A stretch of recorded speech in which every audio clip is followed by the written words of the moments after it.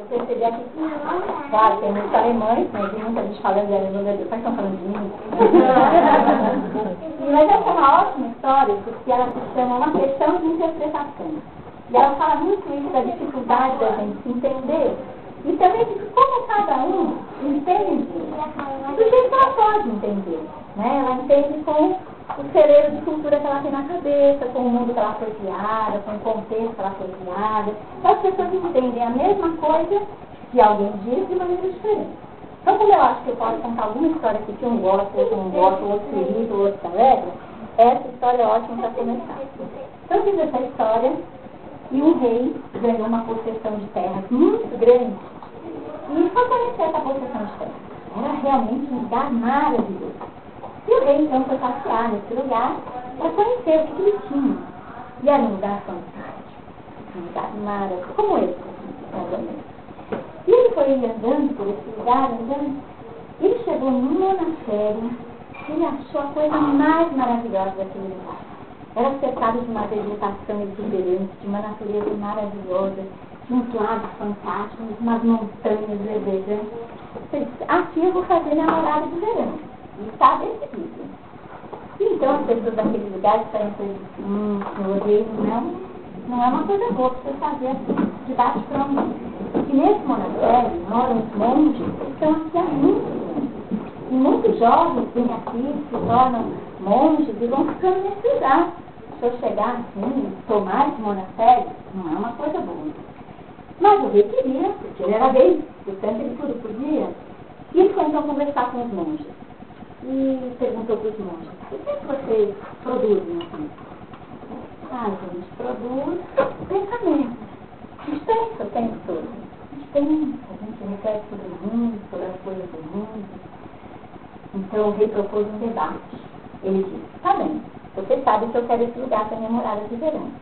Então vocês escolhem um monte entre aqueles que melhor produzem pensamento para debater com o sumo sacerdote. Se ele ganhar, a terra é de você, para todo sempre. Dou uma escritura eterna. Mas se ele perder, eu tomo posse no mesmo minuto. Bom, os monges tiveram que aceitar. E ficaram com muito medo. Porque apesar de serem conhecidos por pessoas produtoras de pensamentos e ideias, o sumo sacerdote também era conhecido como uma pessoa inteligentíssima. E assim os dias se passaram e eles não escolhiam quem é que ia debater com o sumo sacerdote. Os dias passaram e faltava meia hora. O povo todo reunido na praça. Era um debate interessante para todo mundo.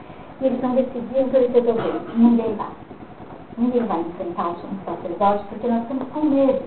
E a gente não vai ganhar esse debate. Vamos entregar o monastério, então, para que a gente não passe a vergonha de perder. E nessa hora que eles estavam decidindo isso, passou o jardineiro. E disse, então eu vou. Você, jardineiro? Se a gente não está com coragem disso, não estou fazendo nada, não. Pode deixar que eu vou. Eu vou lá. Vai debater? Eu vou. Jardineiro, o que você vai debater? Não sei, eu vou lá. Assim quem passa a vergonha sou eu. E ele foi mesmo. E aí estava todo o povo reunido, todo mundo esperando.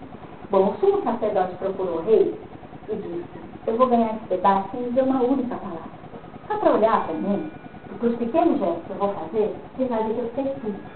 Nossa, então o rei achou melhor ainda. E lá que foi, o sacerdote foi diante do jardineiro muito tranquilo, não tinha nada a perder. O sumo sacerdote então colocou diante dele e apontou o dedo para o céu. O jardineiro apontou o dedo para o chão. O sumo sacerdote ficou bravo, muito bravo. Andou de um lado para o outro, fez assim. O jardineiro fez assim. O sumo sacerdote ficou muito irritado.